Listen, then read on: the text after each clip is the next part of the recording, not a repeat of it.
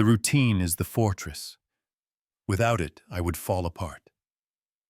The dog was growling again, low, from the chest. Not loud, but enough to snap Frank Turner awake. He sat up in the dark lungs, tight skin slick with sweat. Cold air pressed against his back like a hand damp and heavy. The cabin was silent save for the rhythmic creak of pine in the wind. Scout stood stiff at the end of the bed.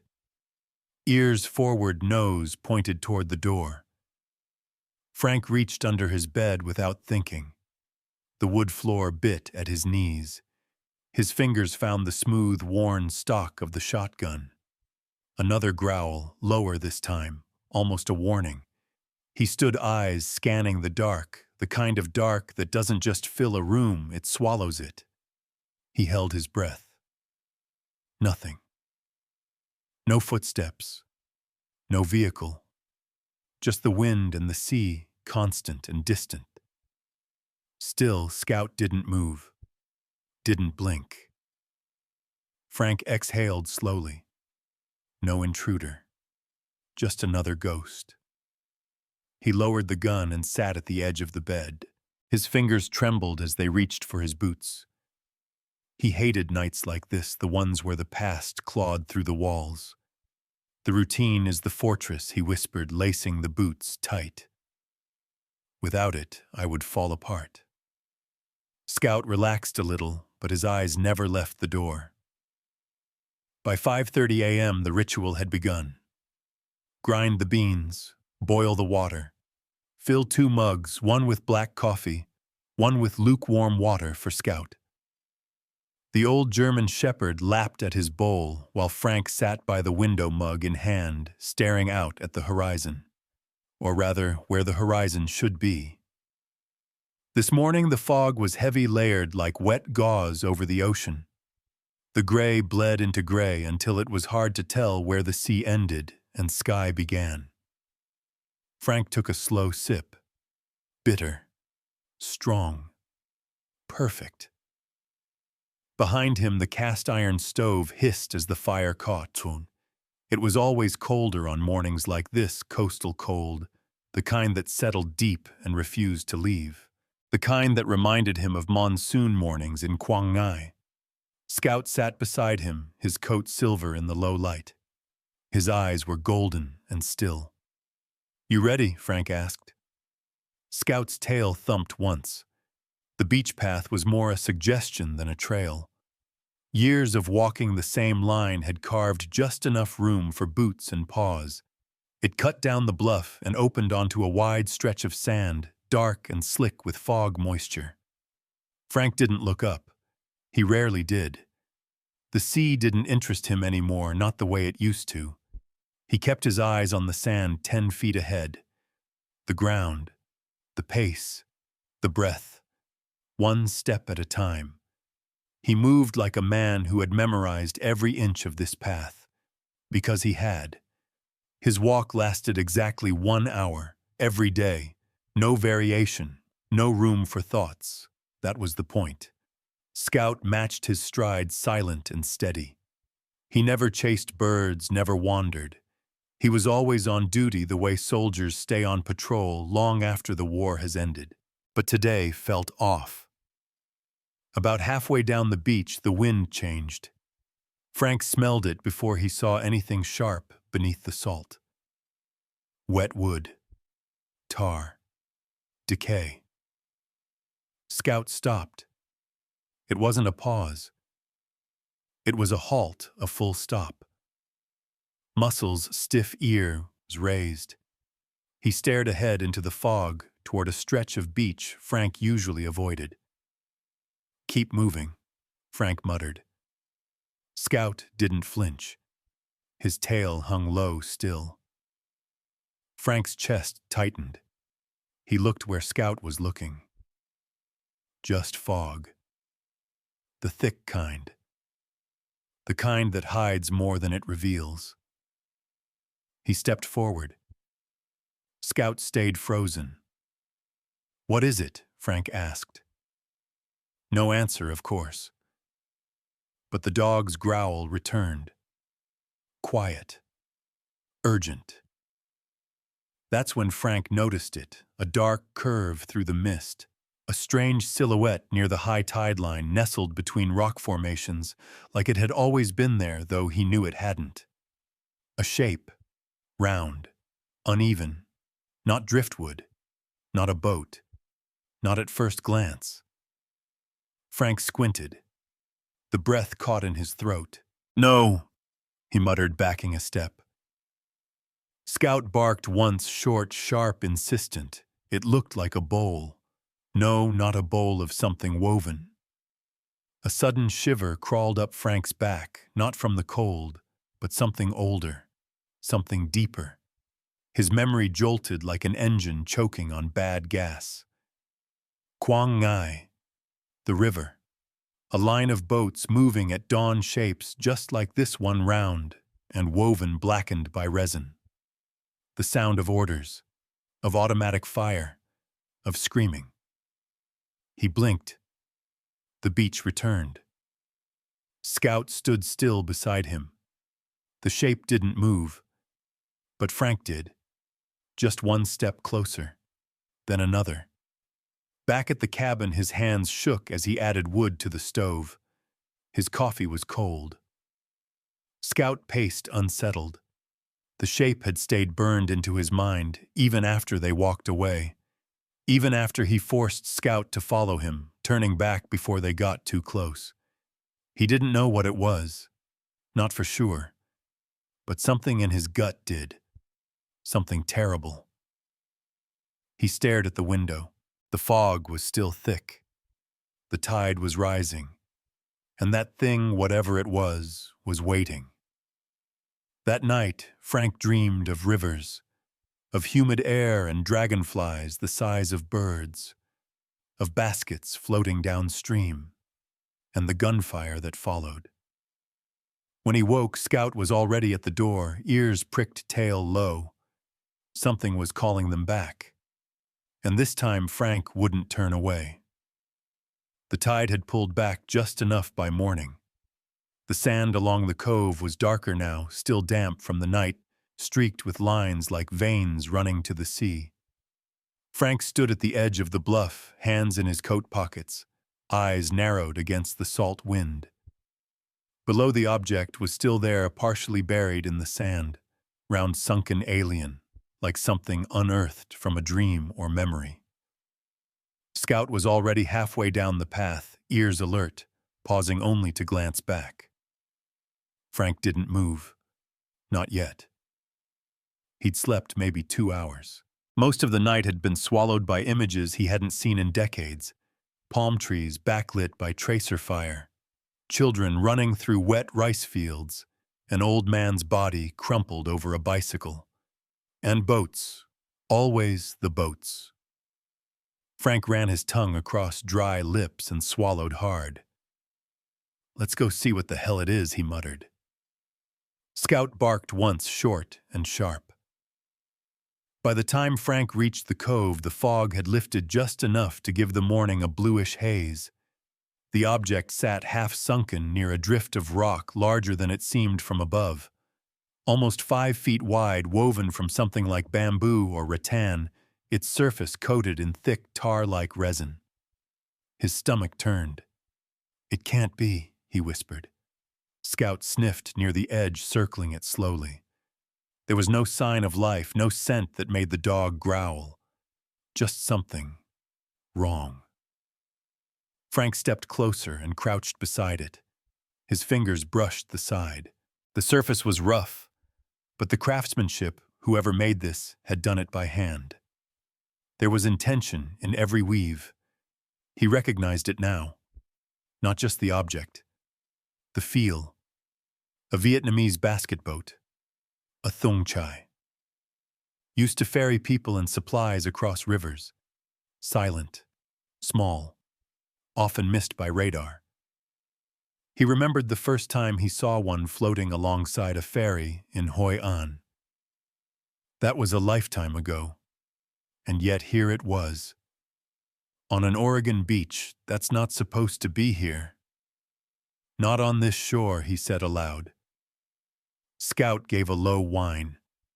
Frank ran his hand along the rim. It was sealed shut with a heavy cord. Whoever built it wanted it watertight, which meant something was inside. The idea twisted something in his gut. He stood up, took a breath, and walked around it, scanning for damage. The rear was partially split open, likely from the rocks, but the interior was still mostly intact. Inside, he saw something metallic, dull, wedged between the woven ribs of the hull. Scout barked again. Not in alarm, like he wanted Frank to see it. He hesitated. His heartbeat was heavy in his throat now. "What the hell are you trying to show me, boy?" he muttered. The dog didn't flinch. Frank knelt again and pried open the splintered rear end of the boat. The smell hit him first with salt tar and faintly something old like mildew and gun oil. Then he saw it. A military-issue waterproof box, olive green with a rusted latch. Wedged inside an improvised hollow space beneath a small tarp that had disintegrated at the edges. His hands trembled slightly as he reached in and pulled it free. It was heavier than it looked. He sat back, box in lap, staring at it as if it might detonate. The last time he held something like this was on a jungle ridge near Chu Lai during a supply drop gone wrong. He ran his thumb over the top. The latch resisted, then popped. Inside, carefully wrapped in plastic, were 3 items: a Zippo lighter, its brass finish aged but still readable. There was an engraving on the side. "If you're reading this, I made it." A dog tag, weather-worn and bent. He held it up. The letters were faint but legible. Caldwell RT 196th INF. Blood type. Serial number. And a letter folded and sealed in a small waterproof sleeve. Frank stared at the name on the tag. Caldwell. He didn't know him. But the unit 196th Infantry Brigade that was his old unit. Same war. Same place. He sat cross-legged now, the box beside him, and opened the sleeve. The paper was yellowed but dry. The writing is neat, tight, military hand. He started to read. "To whoever finds this, if this letter's made it to you, that means the boat didn't sink. That means I finally did one goddamn thing right with these hands. My name is Sergeant Raymond T. Caldwell. I served in Vietnam from 1970 to 1973. I was part of something there. Something that never left me. Something that shouldn't have happened. We got intel about enemy movement on the Tra Cook River. A village full of VC, they said. We went in hard. I was on overwatch. We lit up the boats. Only, they weren't soldiers. They were farmers, mothers, kids. By the time we got close enough to see, it was too late. And nobody said a word after. Not to command, not to the press, not to our families. We all went home wearing ghosts. I kept this guilt like a second set of dog tags. Every damn day. And I don't want to carry it anymore. This boat is my confession, my apology. I built it with my own hands. Send it out to sea. Maybe it reaches someone who understands. Maybe it just sinks. Either way, it's out now. If you're a soldier, maybe you've seen the same ghosts. Maybe we're not alone. R.T. Caldwell. Frank finished reading and realized he hadn't breathed in nearly a minute. His eyes blurred, but he didn't blink. He read the last paragraph again. Then again. His hands went limp, letting the letter fall to his lap. Scout whimpered and rested his head on Frank's knee. Frank sat in silence, staring out at the sea. The waves rolled in. The fog shifted. He felt something tear loose in his chest, a crack in the fortress he'd built for decades. He packed the box back up, took one last look at the boat, then stood. He didn't know what came next, but he knew he had to take the damn thing home. The tide was coming back in, and the sea wasn't going to take it again. Back at the cabin, Frank places the box on the table like a relic, but Scout won't stop pacing. The dog knows something else is still inside that boat, something hidden deeper. And soon Frank will find it, something small. Metal, stamped with his own unit's insignia. Scout wouldn't sit still. He paced from the door to the table back and forth, claws ticking lightly on the floorboards, tail held low, not tucked, but unsettled. Not afraid. Alert. Frank sat at the table, the military box open in front of him. The letter from Ray Caldwell lay beside the lighter and the tag. Frank hadn't touched them again since returning from the beach. He just sat there, staring, one boot tapping against the floor.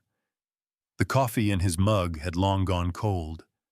His eyes drifted to the window where the wind rattled the edge of the tarp he'd thrown over the boat outside. He'd dragged it up the slope by hand, with Scout circling like a worried sentry.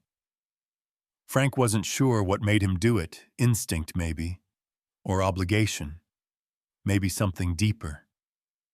Scout growled softly, again ears twitching toward the back door. Frank followed his gaze. "Still not done, huh?" he muttered. Scout whined, then moved to the door and scratched once, quick and sharp. Frank stood up with a groan and reached for his coat. The air outside had turned colder in just the last hour. The kind of cold that carried warnings. "Let's see what's stuck in your damn head," he said, swinging the door open. Scout bounded down the steps, not with joy, but purpose. Frank followed slower boots, crunching on gravel, breath ghosting from his mouth. The tarp rippled against the wind, threatening to peel away. Scout was already tugging at one of the bungee cords with his teeth, whining with more urgency now. Frank reached down, undid the latches, and peeled the tarp back. There it was again, the boat, as haunting now as it was on the shore. A shape out of place, a whisper from a place he never wanted to return to. But now he couldn't return. Scout jumped into the boat and began nosing the bottom. He stopped at one corner where the interior wall met the floor and started scratching. Frank climbed in, knees stiff, and knelt beside the dog. The surface looked seamless, but as he leaned in closer, he noticed a panel cleverly fitted, sealed with resin and something like wax. "What the hell are you trying to show me, boy?" Frank muttered, echoing his words from the beach. Scout looked at him with wide eyes, urging. Frank dug his fingers around the panel and pried. It didn't come easy. He had to wedge his pocket knife beneath the edge and wiggle until the seal cracked. Finally, with a faint pop and the smell of mildew and damp cloth, it lifted. Inside was a small compartment about the size of a shoebox. Dry, carefully packed with oilcloth. Frank pulled the bundle out and unwrapped it on the ground. The first thing he saw was another Ziploc bag. Inside it, a second dog tag. But this time he didn't need to read the name. He already knew it. His throat tightened. Turner Fr. 196th INF. It was his own tag. The extra set he'd lost in 1972 during a recon gone sideways. Lost in a jungle stream. He thought it had been swallowed by the river. How the hell had Caldwell ended up with it? Frank stood there, the cold forgotten, staring at the tag in his hand like it had punched through time. Scout sat down watching him. Silent now. Frank opened the rest of the oilcloth. There was a second letter, shorter this time, written in the same hand. Frank. I don't know if this will ever reach you. Hell, I don't know if you're even still alive. But if this boat finds its way to you, I need you to understand something. I kept your tag because I couldn't forget that night. You weren't the one who gave the order. I was. You hesitated. You asked for a command to recheck. They didn't, and I pushed forward. You tried to stop it. I remember that. I watched it break you. I carried my own peace that night, but I carried yours too. I was wrong to stay silent when they buried it. I was a coward. This boat is all I had left to build before I go. If it reaches you, maybe that means there's still a chance for you to speak. We were both there, Frank. But we weren't the same. Ray Frank folded the letter with shaking fingers. The sound of the sea roared louder in his ears than the wind. So many years. He thought the guilt belonged to him alone. He remembered that night. The call over the radio. The doubt in his voice. The orders that came anyway. And the way Ray had repeated them, his voice was cold, mechanical. And afterward, Ray silent, hard, already buried. Frank had believed he didn't fight hard enough, that his weakness had killed innocence. But now he saw something different. The fracture in Ray had just taken longer to show. Frank placed the tag and the letter back inside the oilcloth carefully, like it was something sacred. Then he sat beside Scout in the dirt and didn't move for a long time. The dog rested his head on Frank's knee, quiet again. I didn't remember, Frank whispered. I didn't want to. Scout shifted closer. Frank closed his eyes. He didn't know what to do next, but a voice deep inside whispered something dangerous. Tell someone. The idea felt like fire. That night he brought the box inside, set it on the table again. He placed the second dog tag beside the first. 2 names. Same unit. Same ghosts. He stared at them for hours, and finally, just before bed, he pulled a box from the closet he hadn't opened in 20 years. Inside maps, photos, letters, the folded American flag from his father's funeral. He pulled out one photo, grainy, water-stained, 5 soldiers standing beside a transport boat. He recognized himself. Younger, stiffer, eyes full of the wrong kind of clarity. Next to him stood Ray Caldwell. Frank studied the photo like it held a code. Tomorrow he'd go find someone who might help him break it. As morning broke, Frank stood by the boat again. This time not as a mourner, but as a man beginning to remember. Scout stood beside him, and in his mind, the words he feared most returned words he had once buried deep. I gave that order too. Frank stood at the edge of his porch, the morning sun bleeding through thick clouds, casting long gray streaks across the bluff. The boat sat under the tarp in the yard below, a silent monument to things he could no longer ignore. Scout lay at his feet, eyes half closed, but ears twitching at every gust of wind. Frank had barely slept again. The weight of the second dog tag, the second letter, and the photo from that forgotten year had kept him anchored to the past all night. The memories had returned in slow motion, muddy, grainy, disjointed. But the clearest thing was that voice in the radio. This is Turner. Repeat that last intel. Civilian clearance confirmed. No time, Turner. Fire support greenlit. Copy. Copy. His own voice. Still young. Still trusting. Still hoping somebody up the chain would call it off. But they didn't. And when the artillery dropped, it dropped fast. Frank's jaw clenched as the rest came back. The smoldering huts.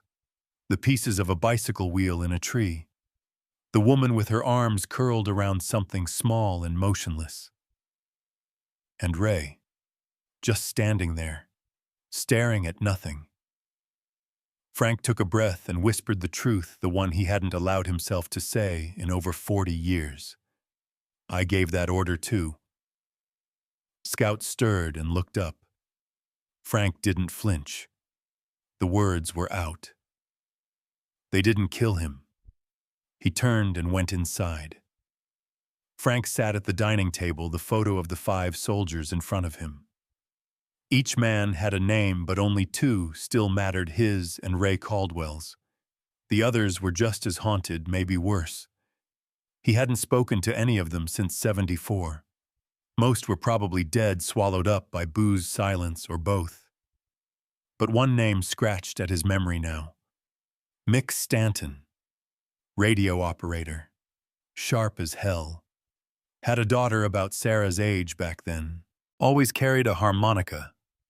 Mick had been there that day. He'd heard the orders too. If anyone else remembered the truth, it was him.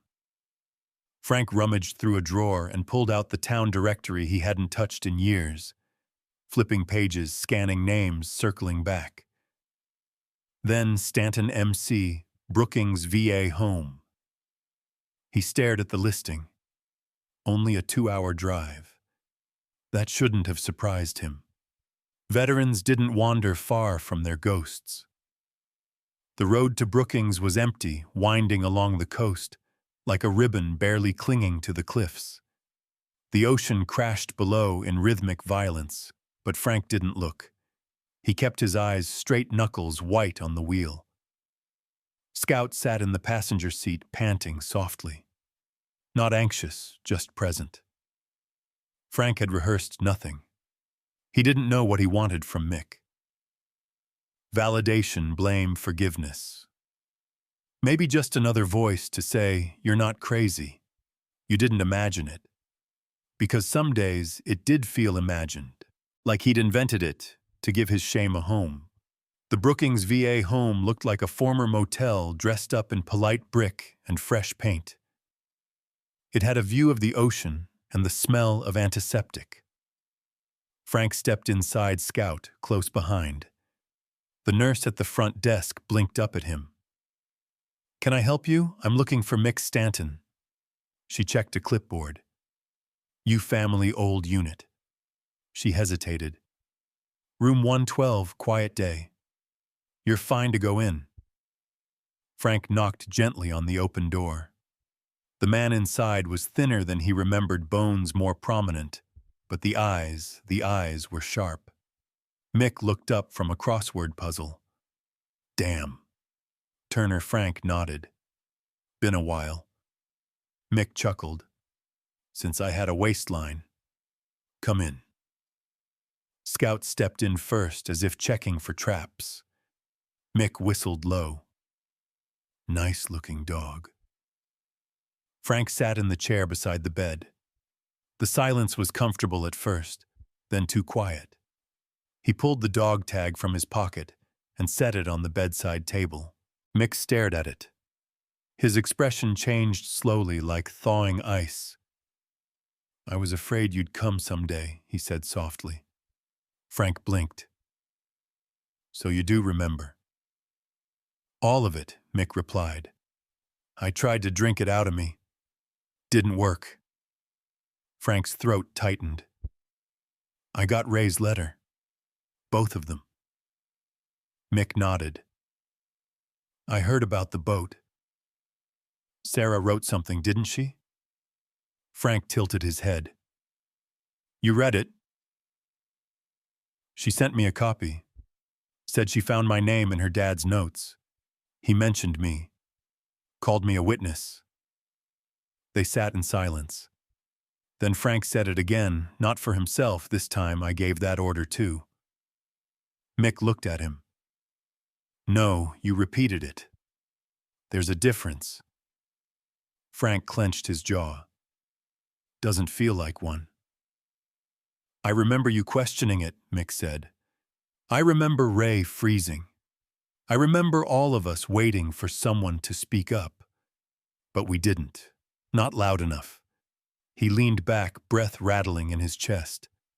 "We all knew. We just didn't want to be the first to break." Frank swallowed. The words hit harder than he expected. "I thought I could bury it," Frank said. "Just disappear with it." "But it came back," Mick said. They always do. Scout let out a soft woof as if to punctuate the thought.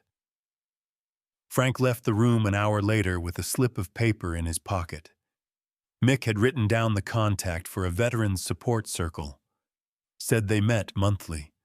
Said Ellie Ramirez sometimes showed up to speak.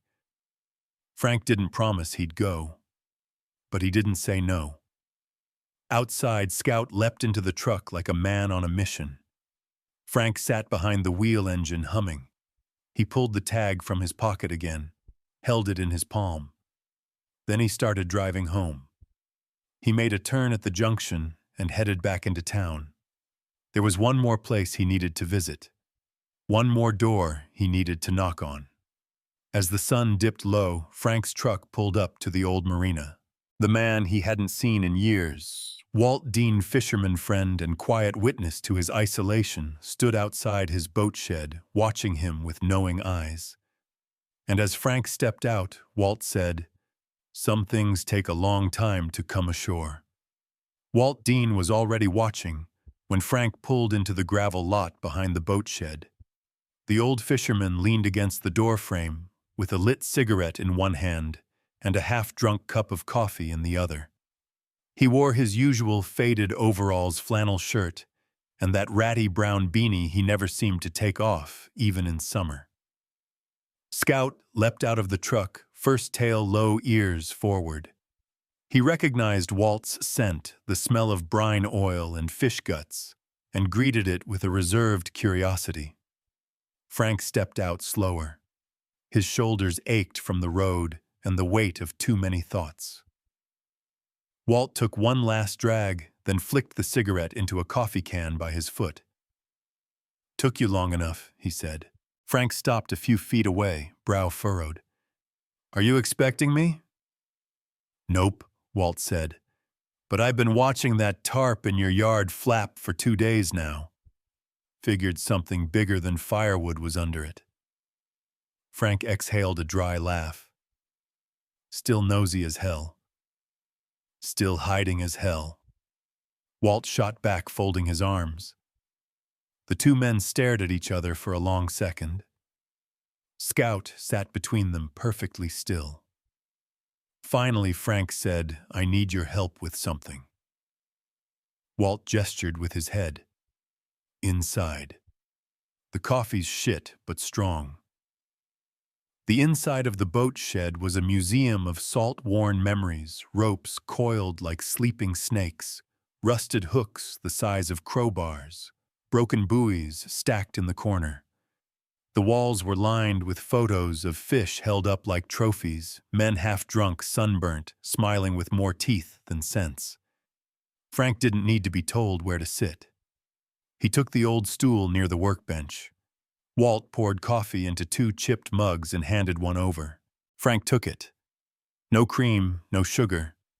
That was how Walt drank it, and today he didn't have the energy to argue. Walt leaned on the bench across from him. "Start talking." Frank reached into his coat pocket and pulled out the 2 dog tags. He didn't say anything at first. Just set them on the table like they were weapons. Walt's eyes narrowed. "One of them's mine," Frank said. "The other belonged to a man named Ray Caldwell. We served together." Walt nodded slowly. "Vietnam." Frank nodded. "Found them in a boat that washed ashore 2 mornings ago. Vietnamese basket boat." That made Walt blink. "Are you serious?" "Dead serious," Frank said. "Scout found it." Walt let out a low whistle. "A thung chai on the Oregon coast." Frank stared into his coffee. "That's not even the strangest part." He laid out the rest. The letter. The confession. The memory he thought he'd buried so deep it had turned to stone. The visit to Mick Stanton. The truth they'd both known but never spoken. Walt didn't interrupt once. When Frank finally stopped, the shed had grown quiet. Even the gulls outside seemed to hold their breath. Walt leaned forward and said softly, "Some things take a long time to come ashore." Frank looked up. "What do you mean?" Walt gestured with his mug. "You ever throw something heavy into the ocean?"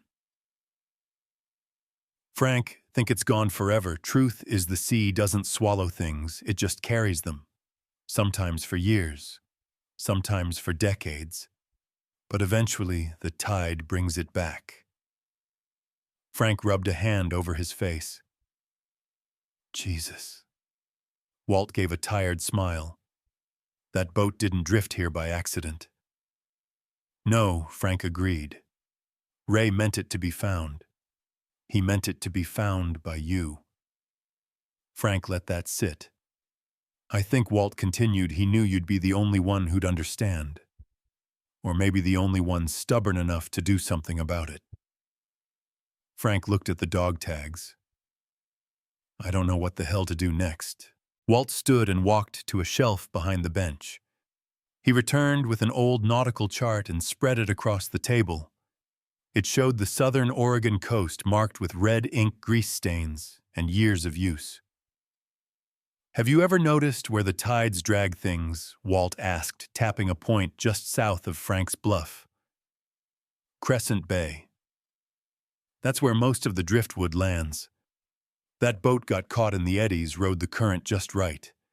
And the wind last week's storm had eastward rotation. Hell, Ray might have sent it from across the damn Pacific for all we know." Frank nodded slowly. "So the sea knew where to send it." Walt gave a half grin. Or Ray did. Frank felt the fire in his chest again, not rage, but something urgent, restless, like Scout when he senses a change in weather. "I've been trying to live like none of it happened," Frank said. "Like the past was a country I never visited." Walt leaned back. "But you packed a suitcase, whether you admit it or not." Frank chuckled bitterly. "I didn't come here for poetry, Walt. No, Walt said you came here to figure out what comes next." Frank tapped his finger against the chart. "There's a name Ray mentioned. His daughter, Sarah Caldwell." Walt nodded. "Heard of her. Teaches somewhere up in Eugene. She's part of a group called the Keepsake Project. They help vets tell their stories. Get them out." Frank's head tilted slightly. "That was written in the letter, too. Ray mentioned it. Are you thinking of talking to her?" "I'm thinking I have to," Frank said. Walt sipped his coffee. "That's gonna cost you." Frank raised an eyebrow. "Cost me what?" "Everything you've been using to hold yourself together." Walt looked him straight in the eye. Silence. Isolation. Denial. "You let go of that, you're not going to be the same man." Frank looked out the window. The tide was rolling back in. "I hope not," he said. Outside, the light had shifted. The clouds thinned. A shaft of sun broke through and lit the tarp in the bed of Frank's truck like a spotlight. Scout leapt in and waited patient as ever.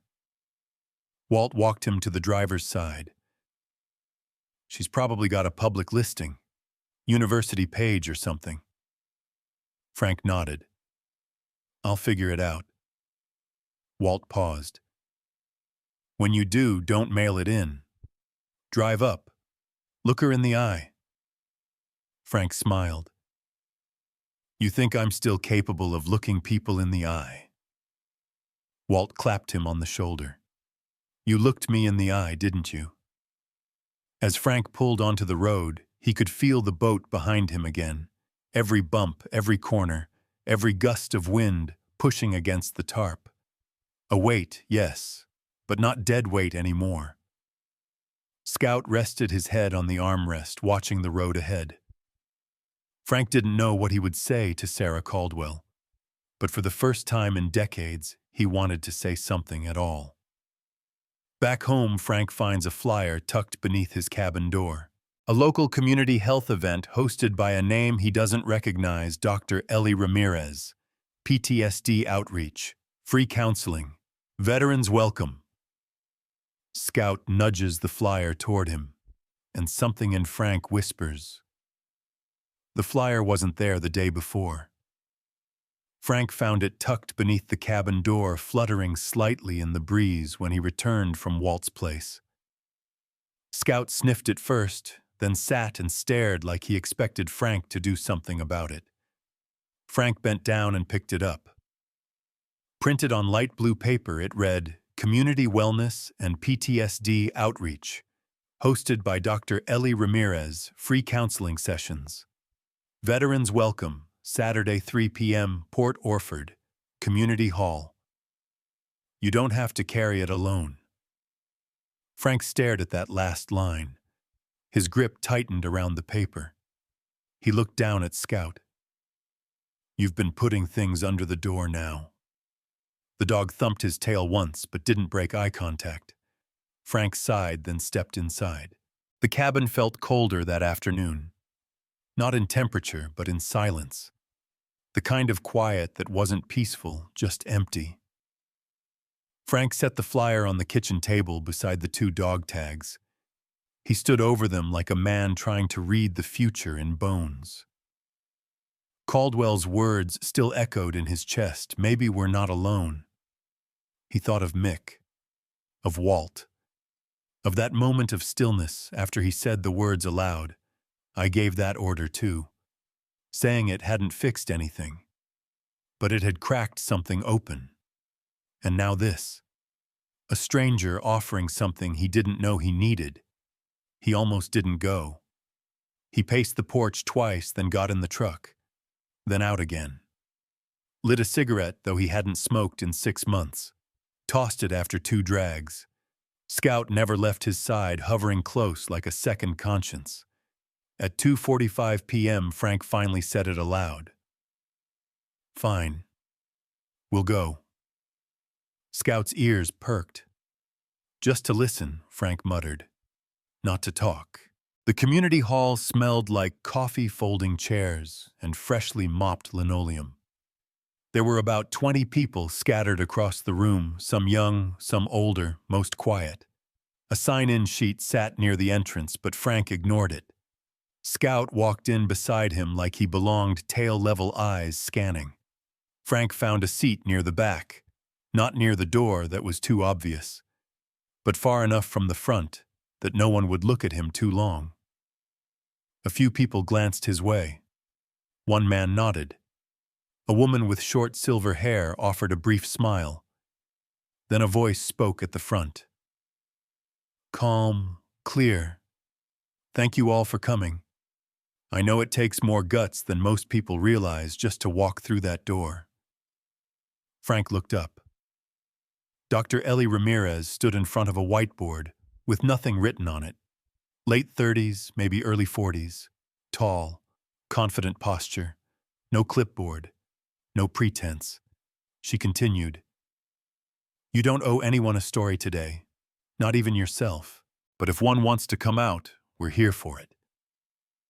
Frank shifted in his chair. He wasn't planning to speak.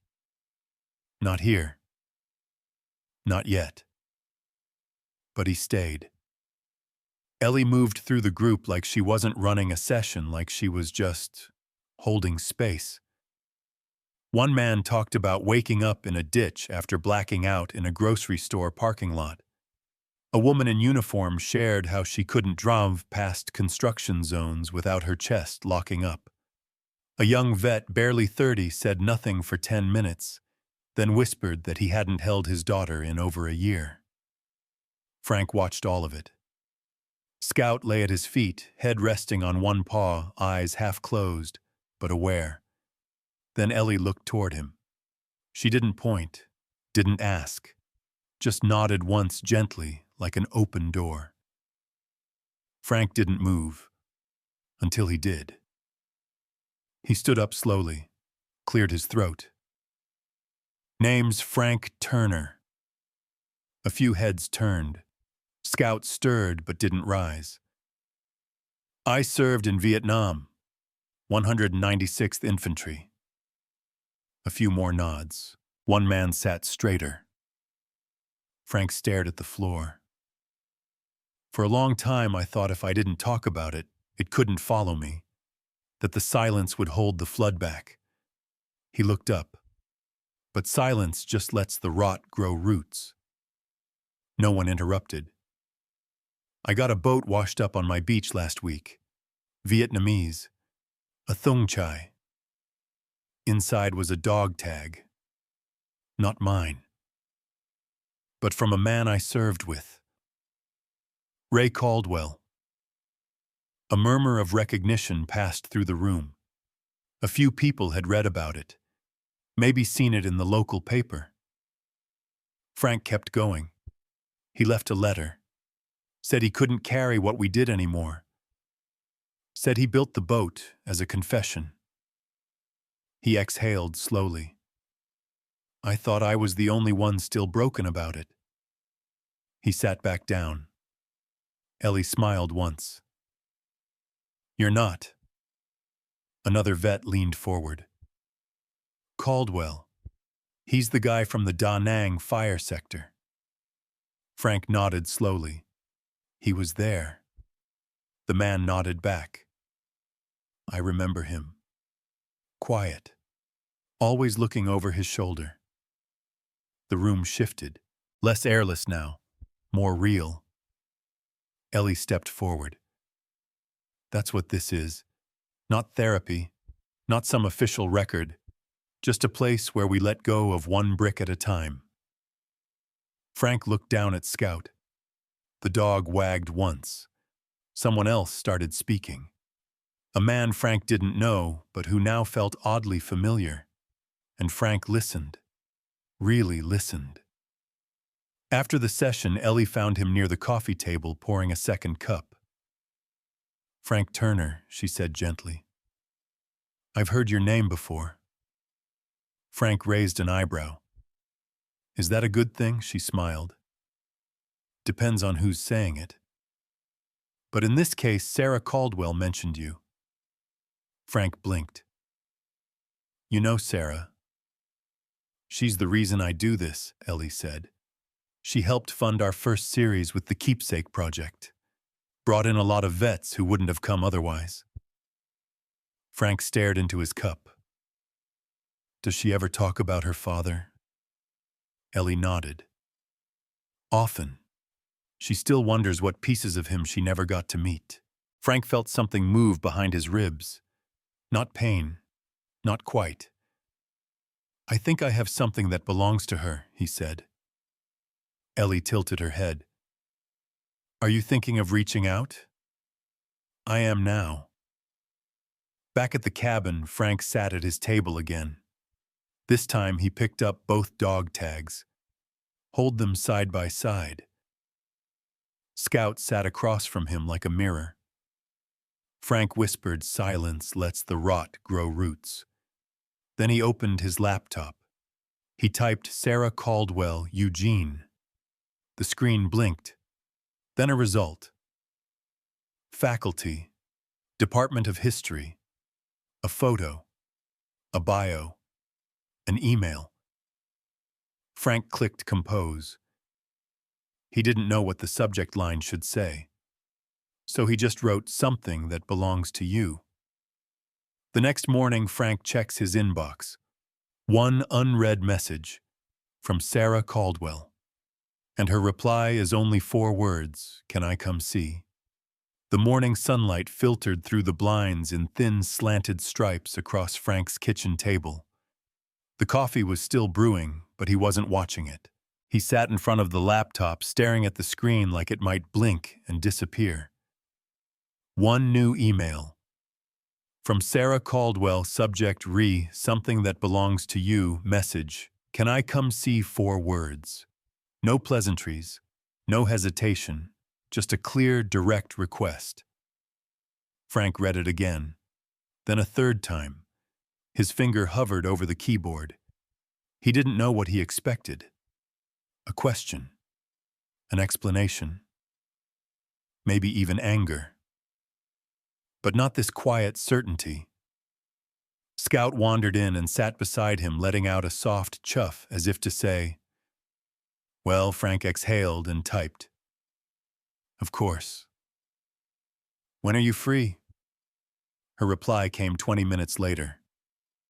"I'm already on the coast for a talk. I could be there by late afternoon." Frank glanced at the clock. 9:17 a.m. He ran a hand through his hair and muttered, "Guess I better clean the place."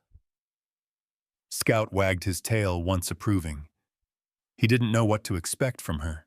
All he remembered was a little girl in an old photo Ray once kept in his locker, missing a tooth braids down both sides, standing next to a mangled golden retriever with one eye. That girl was now a woman driving hours to meet a stranger with pieces of her father in a box. By the time her car pulled up the gravel drive, the sun was low, stretching shadows across the bluff. Frank stood on the porch, arms crossed, waiting with the calm of a man who had played out the moment 100 times already. A silver Subaru eased to a stop. The engine cut.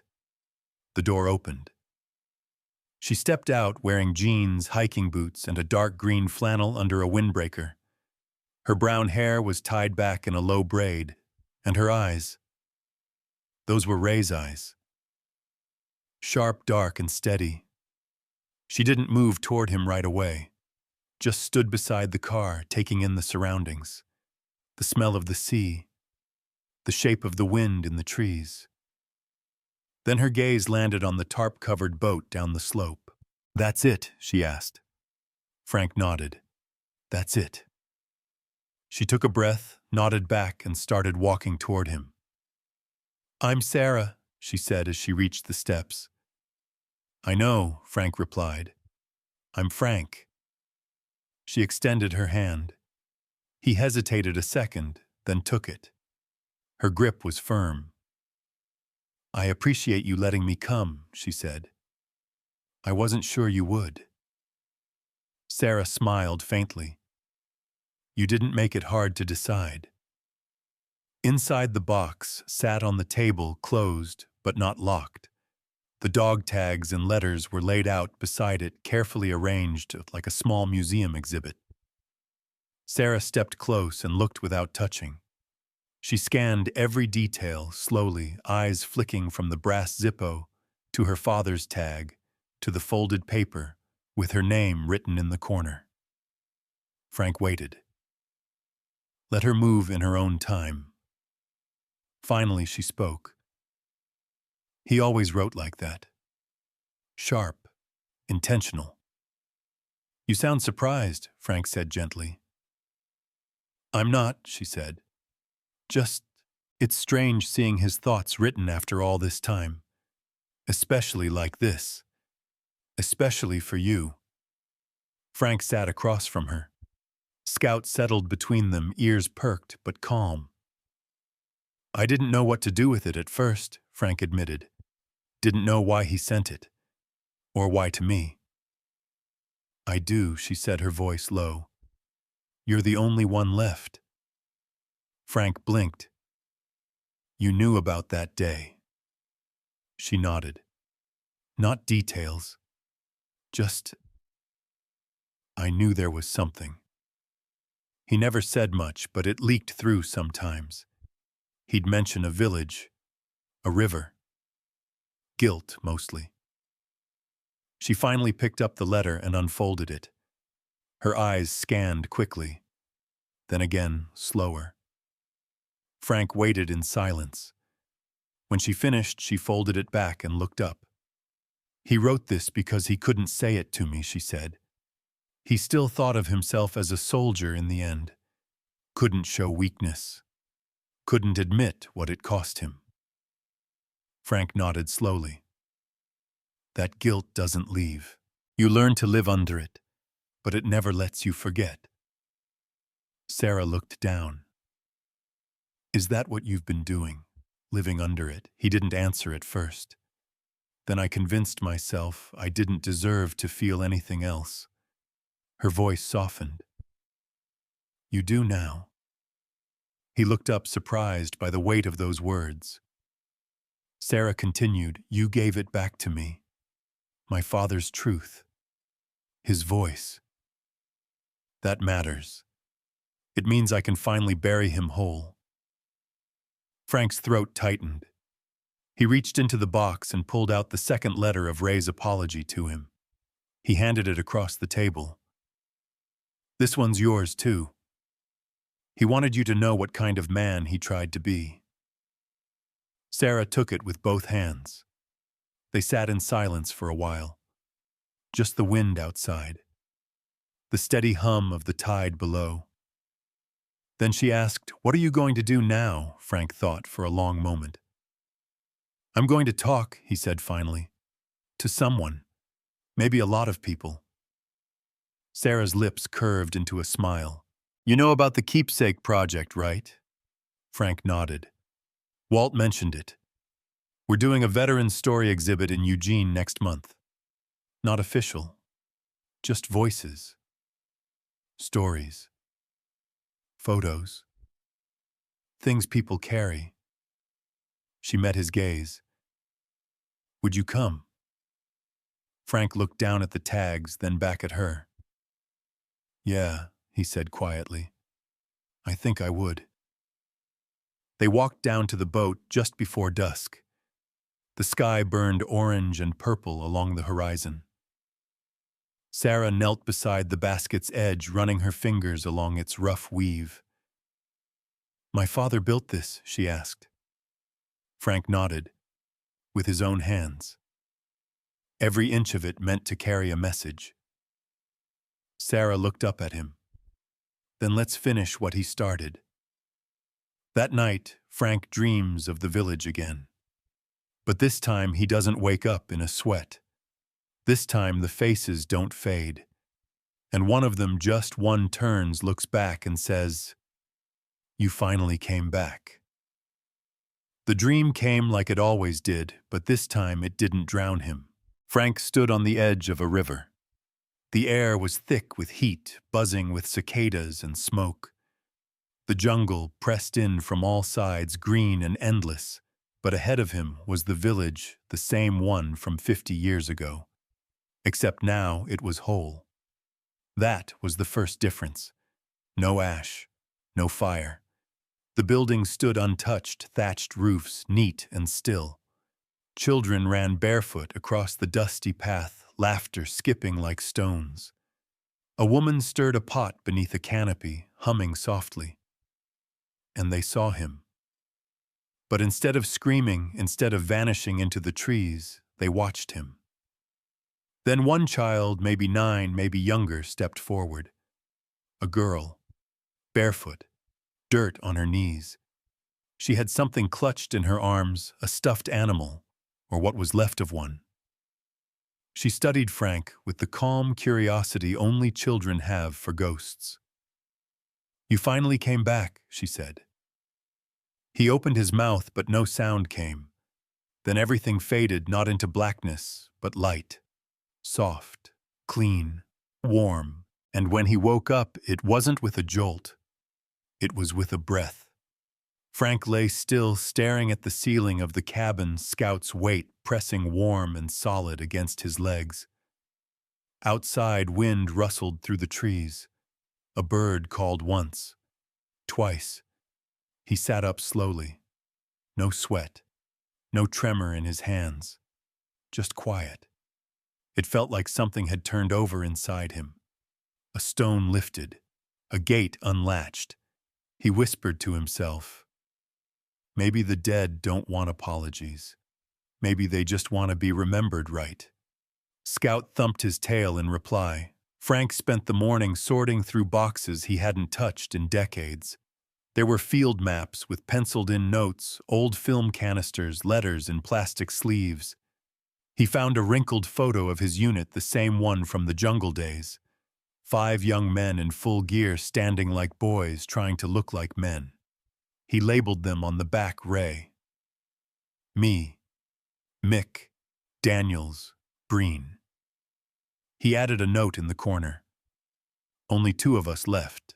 That same ache tried to rise in his chest, but it didn't hurt as much this time. It sat with him like a tired friend. He boxed it all carefully, including Ray's dog tag and letters, placing everything in a weathered duffel. He wasn't sure what exactly he was bringing to Eugene, but he knew it mattered. Later, Walt stopped by unannounced. He knocked once, then came in like he always had. "You look different," Walt said, squinting. "Didn't shave," Frank muttered, sipping coffee. Walt raised an eyebrow. "No. Something else." Frank didn't reply. He just pushed a folded piece of paper across the table. It was the flyer for the Keepsake Project exhibit. Walt picked it up, read it, then looked back at Frank. "Are you going?" "Yeah." "When end of the week?" Walt set the paper down. "I'll drive." Frank blinked. "You don't have to." "I know," Walt said. "But I should have gone a long time ago. For my own reasons. We'll call it carpooling through hell." Frank laughed, an actual full laugh. Scout barked once like he'd waited years to hear that sound. That night, Frank sat on the porch with a cup of tea. The sky above was thick with stars. Scout curled beside his chair, head on his paw. He pulled the letter from Ray's box, the first one, the one that started it all. He read it again. Slowly, with new eyes. "I watched it break you. I carried my own peace that night, but I carried yours too." Frank folded it carefully and whispered, "Not anymore." By the next morning, he was packed. Duffel by the door. Box of memories in the truck. The boat stayed behind, but the ghost had gone out of it. Scout rode shotgun, as always. Frank drove in silence for a while, then turned on the radio. Static gave way to old country music, soft and full of gravel. He glanced at Scout. "Think she's ready to hear it all?" Scout yawned. Frank smiled. "Me neither. But we're going to tell you anyway." They reached Eugene by late afternoon. The city was louder than he remembered. More people. More buildings. But the university campus still held that quiet energy of youth trying to make sense of things. Sarah met him outside the event center, her hair pulled back, clipboard under one arm. "You made it," she said. "I did." He handed her the box. She took it with both hands, reverent. "There's more," Frank said. "Photos, letters, maps, even a ration card or two." She smiled. "I'll make sure it's all displayed carefully." Frank paused, then asked, "You sure people will want to read it?" Sarah looked him dead in the eyes. "They need to." He nodded. "Then I guess we're doing this." The room where the exhibit was being set up smelled like old paper and new paint. Tables lined the walls, each dedicated to a different veteran's story. Some had photos, others audio recordings, artifacts, journal entries. Frank's table was still bare. Sarah opened the box gently and began laying things out. "Do you want to write your own caption?" she asked. Frank thought for a second, then nodded. "Yeah." He took the provided note card and pen. I stared at it for a long time. Then he wrote, "Not everything we carried was visible, but it still weighed us down. This is me putting it down. Frank Turner, 96th Infantry." That night, in his hotel room, Frank didn't dream of the jungle. He dreamed of a wide open field, sunlight pouring down, and a line of men walking toward something bright. And behind them, a girl with braids and a stuffed animal waving as if to say, "I see you now." The next morning, Sarah pulls Frank aside. "There's someone I want you to meet," she says. She leads him down a quiet hallway to a room where a woman stands holding a faded letter and a trembling hand. She's the sister of one of the villagers. She saw your name in the story, Sarah explains. And as the woman turns to face him, she speaks in broken English, "My brother, he never hated you." The exhibit hall was alive with murmurs, footsteps, and the kind of silence that only deep reflection brings. People moved slowly from table to table, reading, pausing, wiping tears, taking photos they weren't sure they were allowed to take. Frank stood near the back, his arms folded as he watched strangers lean over his table. A teenage boy read Ray's letter out loud in a whisper. An older man touched the dog tag like it held weight beyond metal. He didn't know what he expected to feel. Shame, regret, maybe relief. But what he felt was stillness. Not peace, but stillness. Sarah stepped up beside him. Her expression was unreadable, but her eyes were softer than he'd ever seen. "Are you doing okay?" she asked. He nodded once. "Better than I thought." She hesitated, then said, "There's someone I want you to meet." Frank turned cautious. "Who?" "She reached out after the story hit local media," Sarah explained. "Said your name looked familiar. Said her brother might have known you, or at least known of you." Frank's jaw tightened. "She's from Da Nang. I live in Seattle now. Moved there in the 80s. He looked at her. "And she came here for this." "She did," Sarah said. "She's in the next room."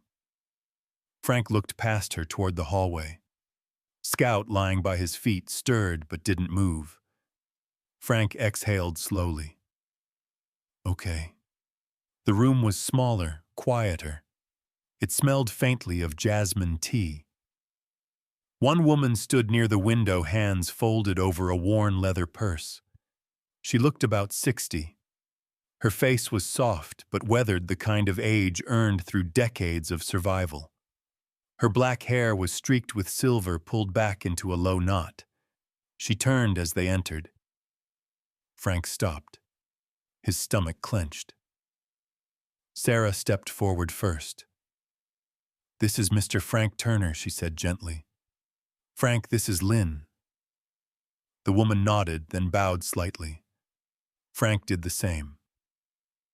"Ma'am." She studied him with kind, tired eyes. Then, in slow, careful English, she said, "My brother, he never hated you." Frank blinked. It was like being punched and forgiven in the same breath. Lynn continued. "He was in the village that day. I was away at school, but he saw." Frank's voice felt thick. I don't know what to say." She smiled, small but real. "You came back. That is enough." He lowered his eyes. "It doesn't feel like enough." Lynn stepped closer. He said, "Soldiers have hearts. Some forget. Some remember." He hoped. "You remembered." Frank swallowed hard. "I never forgot." She reached into her purse and pulled out a folded piece of paper. Yellowed, creased, fragile. "This is his writing. From after the war. He wrote about that day. Wrote your name. He said, 'One man tried to stop it.'" Frank froze. "Me?" She nodded. He remembered. A voice on a radio. Loud, then quiet. Frank stared at the paper. Lynn added, "He said that voice saved 2 children. Not many, but 2. Frank's knees nearly buckled. He sat down in the nearby chair, chest heaving. Scout nudged his leg gently. All this time he thought he'd been the villain in someone else's story, but he had never imagined being the footnote in a moment of mercy. "I didn't know," he whispered. Lynn sat across from him. He died in 1999. Liver cancer. He was kind, tired, but kind. Frank looked up. I wish I could have told him I was sorry. You just did, she said. He nodded, eyes wet. Lynn placed the letter on the table between them. You keep this. I think he would want that. Frank touched the paper like it might vanish. Then he said something he hadn't said to anyone but Ray, and never out loud like this. I carry it. Still. Every day. She reached across and placed her hand over his. Now I carry it too. Later, Sarah found him sitting outside near the edge of the campus lawn, the wind brushing leaves across the sidewalk. He was staring at the letter Scout at his feet. She told me what he wrote, Sarah said, sitting beside him. Frank nodded. I never thought I'd be anyone's reason for hope. I figured the best I could be was forgotten. Maybe this is what atonement really looks like, she said. Not erasing the past, but making room for truth inside it. He looked at her. Do you think the truth really changes anything? Sarah smiled gently. It already has. He looked back at the campus, the trees swaying in the distance. For a long time, he said nothing. Then I think I'd like to speak at the exhibit. Sarah raised her eyebrows. You sure? He nodded. I think it's time they hear from the man behind the letters. She reached into her bag and handed him a fresh note card. Then start here. He took the card, stared at it. Then he wrote, This isn't the story I planned to tell, but it's the one I owe. That evening, Frank sat in his hotel room, a letter from Lynn's brother folded in his pocket. The ache in his chest was still there, but quieter. Not gone, but no longer roaring. He stood and looked out the window. The campus lights glowed like beacons against the dusk. Scout padded over and sat beside him. Frank whispered, We thought we were the only ones left to remember. But we're not. Scout leaned gently against his leg. Frank took a breath steadier than any he'd taken in years. The next morning, a call comes in. Mick Stanton has passed away in his sleep. Frank stares at the phone, then looks at the flyer for the Veterans Circle Mick once told him about. The meeting is tomorrow. Frank picks it up, holds it for a long time, then says quietly to Scout, Looks like I'll be the one talking now. The phone rang just after sunrise. Frank let it go to voicemail. Then it rang again. This time he picked up. Frank Turner, a soft voice asked, speaking. This is Angela Stanton. I'm Mick's daughter. Frank's stomach turned cold. I'm sorry, she continued. My father, he passed away last night, in his sleep. Peacefully. Frank sat down hard on the edge of the bed. I'm sorry, he said, voice low. He was a good man. I know, she said. He spoke about you a lot these last few months. Said if there was anyone who understood, it was you. Frank stared at the floor. I found a flyer on his nightstand, Angela added, for a veterans circle. Said it was something he wanted to attend. Tomorrow. Frank didn't answer right away. Angela's voice softened. If you want to come, I think he would have wanted that. Frank rubbed a hand across his face. Yeah, I'll be there. Later that morning, Frank stood in front of the mirror, buttoning his cleanest shirt. Scout lay nearby, sensing the heaviness in the room. Frank looked older today. The lines around his eyes deeper, the gray in his beard more stubborn. But his shoulders were straighter, like something inside him had settled. He picked up Mick's dog tag, one of the few things Mick had given back to him when they last met. Frank had never worn it, but today he slipped it around his neck under his shirt. Scout watched him from the doorway. Frank looked at the dog. He carried it farther than I ever did. It's my turn now. Scout stood up, tail low but steady. The community hall was quiet when he arrived. A few people milled about, placing folding chairs in a circle, laying out coffee and donuts. Frank recognized one of the counselors from Ellie's event. Tom, a Vietnam vet with a sharp mind and a softer heart than he let on. Tom spotted him. "Frank, glad you came." Frank nodded. "Mick Stanton told me about this place." Tom's face dimmed with grief. "Yeah, we heard. He'd just started showing up again, too." Frank looked around. "Does he ever speak bits and pieces?" Tom said. "Mostly listened. But last week he said something that stuck with me. Told the group, sometimes silence isn't strength, it's armor." Then he laughed and said it might be time to take it off. Frank swallowed hard. "He told me you helped him do that," Tom added. Frank looked away. "He helped me more." When the group finally gathered, there were about 15 veterans, men and women, old and young, from different wars and different wounds. The air buzzed with quiet understanding, the kind that didn't need words. Tom stood in the center. "Today we lost one of our own. Mick Stanton. A man who knew pain but also knew how to reach out when it mattered. In his memory, we invite anyone who wants to speak, to speak." The silence that followed wasn't awkward. It was sacred. Frank shifted forward in his seat, then slowly stood up. The scout didn't move, just kept his eyes on Frank like always. "I didn't think I'd be doing this," Frank began. His voice was gravel but steady.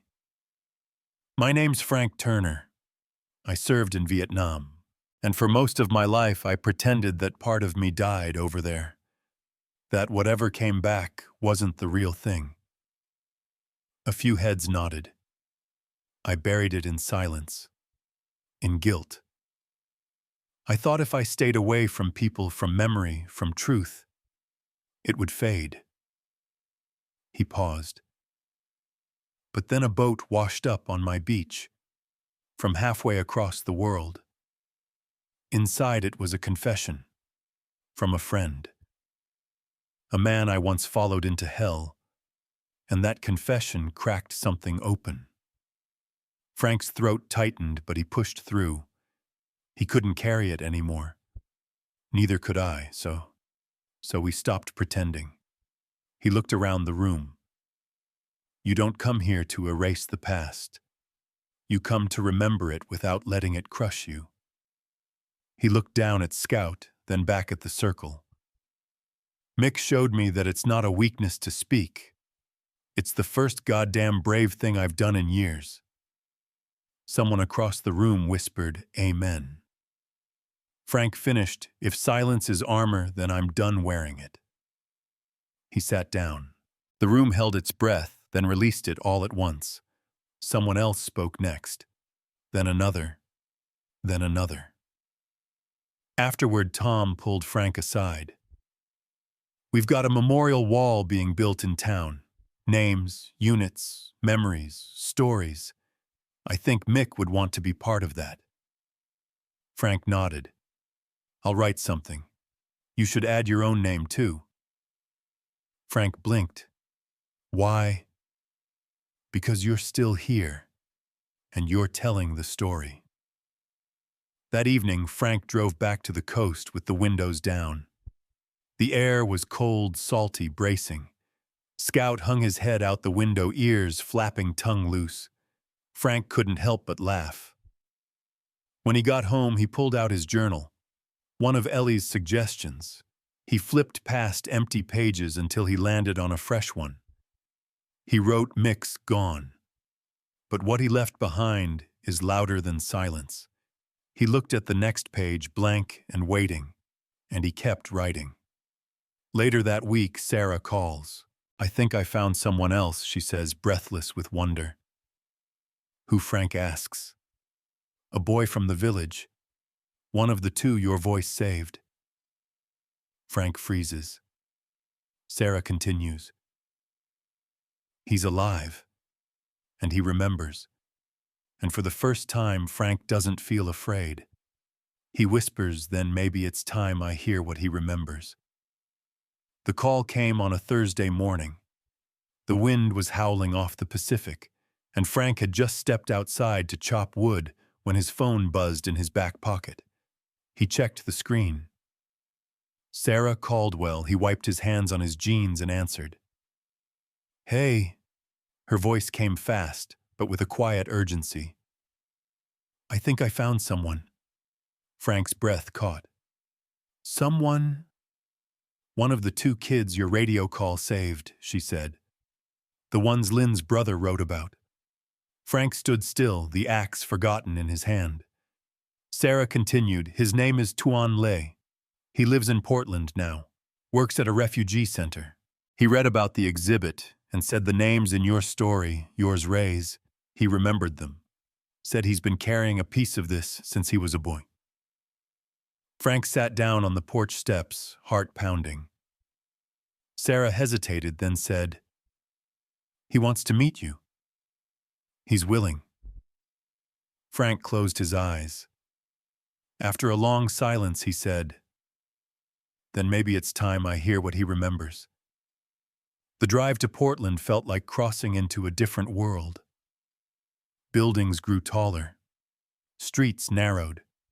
People hurried past, buried in phones and headphones. Scout sat quietly in the back seat of Sarah's car, nose pressed to the window, watching the movement. Sarah kept her hands tight on the wheel, eyes forward. "He said he doesn't need an apology," she told Frank as they exited onto a quieter street. "He just wants to talk, share his side, fill in the silence." Frank nodded, jaw clenched. "Fair enough." They pulled up in front of a modest building with a faded sign, Pacific Horizon Refugee Services. Beneath it, a mural of children holding hands across a map of the world. Inside, the air was warm. The walls were covered in photographs of families, food drives, ESL classes. A few volunteers moved quietly from room to room, greeting Sarah with soft smiles. Then a man stepped into the hallway. Medium height, late 50s, black hair graying at the temples, deep lines across his face, not just from age but from surviving things that change how a person carries time. He looked at Frank, and he smiled. "Tuan Le?" Frank asked. The man nodded. "Yes." "And you must be Frank Turner." Frank extended his hand. Tuan took it with both of them. "Thank you for coming," Tuan said. "I wasn't sure you would." "I wasn't sure either," Frank replied, voice hoarse, "but I'm glad I did." They moved into a small room with 2 chairs, a low table, and a kettle steaming quietly beside a tray of green tea. Scout curled up in the corner, quiet as a shadow. Tuan poured 2 cups and sat down across from Frank. "I remember the day well," he began softly. "It was hot. My sister and I were playing by the river near the rice paddies. I heard helicopters. Then the shouting. The men came fast." Frank nodded slowly, the picture forming in his mind. They told everyone to get inside. Soldiers were searching for someone. They were scared, angry. Then someone gave the order. Tuan paused. His hands trembled slightly around the cup. "My father ran out first. I tried to explain. He was a school teacher.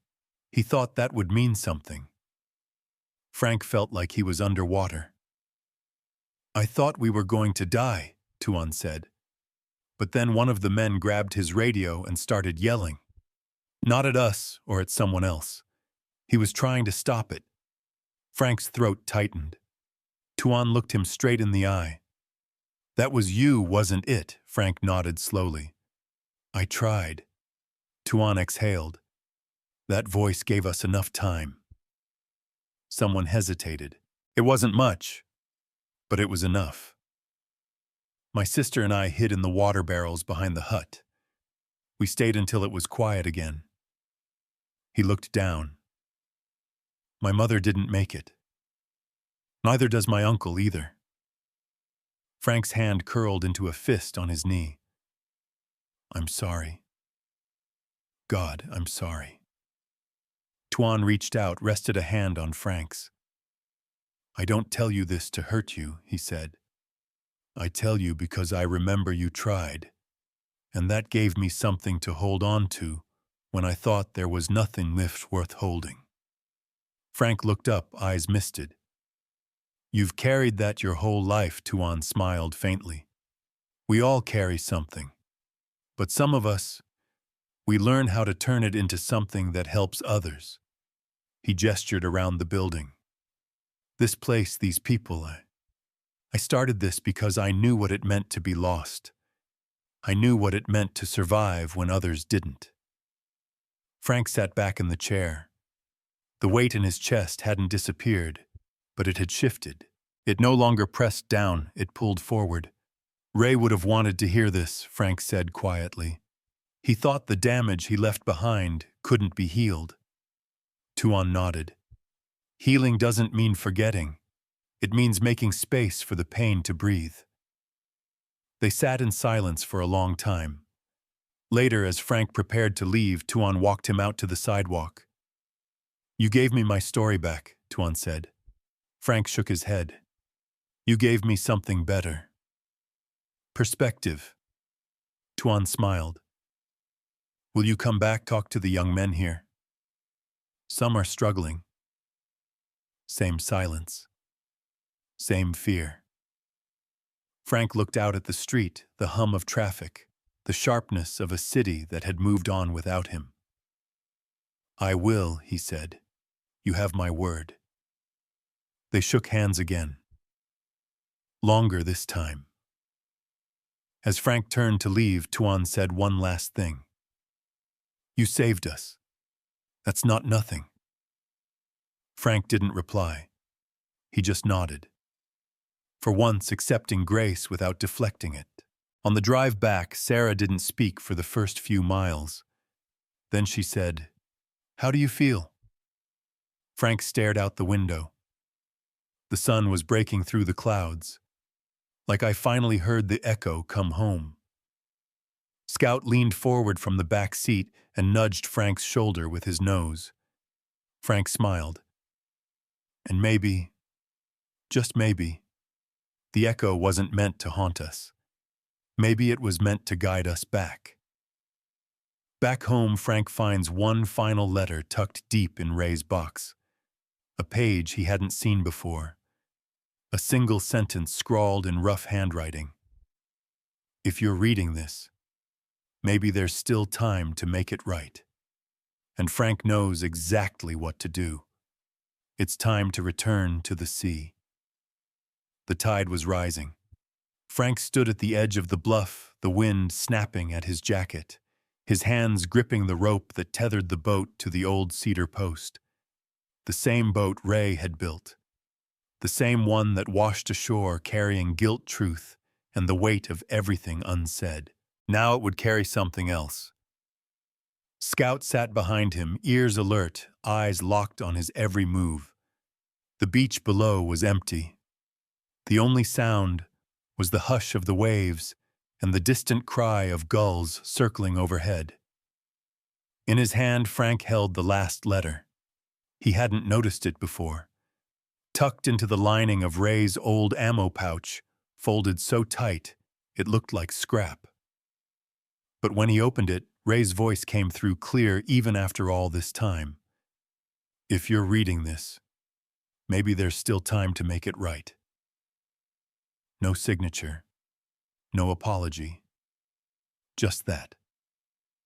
Frank read it once, Then again. Then he burned it.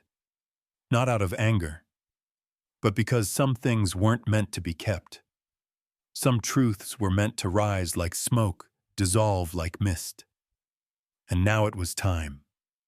He pushed the boat down the slope slowly, the wet sand giving beneath his boots. The tide crept in around the rocks, foaming white and restless. When the boat touched water, it rocked gently, waiting. Frank placed the last item inside Ray's dog tags, wrapped in the old bandana he always wore in the jungle. The box was donated to the exhibit, but this was personal. A farewell not to Ray, but to the man he had once been beside him. Frank knelt by the water and placed his palm against the boat's bow. "You carried the worst of us," he whispered. "Now carry something better." With a final shove, he pushed it into the surf. It drifted for a moment, caught by the current, then began to glide, carried by the sea, like it had always belonged to it. Frank watched until it was a speck on the horizon. Scout came and leaned into his side. "You did good, buddy," Frank said softly, scratching the dog behind the ear. "We both did." That evening he sat at his desk with the window cracked open to let in the salt air. A fresh notebook lay in front of him, blank except for one line at the top of the page. "Every story we bury still breathes underground." He paused, then kept writing. The words came easier now. He didn't write to confess anymore. He wrote to share, to document, to connect. In a drawer beside him were letters from Sarah, from Lynn, from Tuan. Notes from students who visited the exhibit. Messages from veterans who said they finally felt seen. One even came from the son of a soldier Frank had once served beside a kid who just wanted to understand what made his father cry in his sleep. Frank answered each one. Slowly, honestly. No armor, no deflection, just the truth. A week later, he stood on a stage at the town hall reading from one of his letters as part of a local remembrance event. "My name is Frank Turner," he began, "and for most of my life I believed I had no right to speak. I thought silence was penance, that shame was loyalty." He looked out at the crowd, some in uniform, some in tears. But silence doesn't honor the dead. Memory does. Telling the truth, even when it hurts, does. He held up a photo of Ray, the younger version, the one who smiled too wide, who believed too hard. "This man," Frank said, "was my brother in arms. He made mistakes. So did I. But he also gave me a second chance to tell the story right." He paused. "And now I'm giving it to you." After the event, a boy no older than 10 walked up with his father and asked if Frank had ever been scared during the war. Frank knelt down, met the boy's eyes. "Yeah," he said, "all the time." The boy nodded, satisfied. Then his father reached out, shook Frank's hand, and simply said, "Thank you for not staying silent." That night, Frank sat on the porch, Scout curled up beside him. The stars above stretched endless and clean. He thought of the river, of the village, of Tuan's face and Lynn's steady eyes, of Sarah and the fire she carried for the truth. And he thought of Ray somewhere, somehow lighter now maybe. "I hope you see it," Frank whispered into the dark. "The good you left behind." The wind answered in soft gusts. And in that stillness, Frank understood he hadn't come full circle. Circles trap you. He'd broken free. A spiral. Forward. Upward. The past would never change. But neither would the fact that it had led him here. And maybe that was the point. To survive it. To tell it. And to make sure no one ever had to carry it alone again.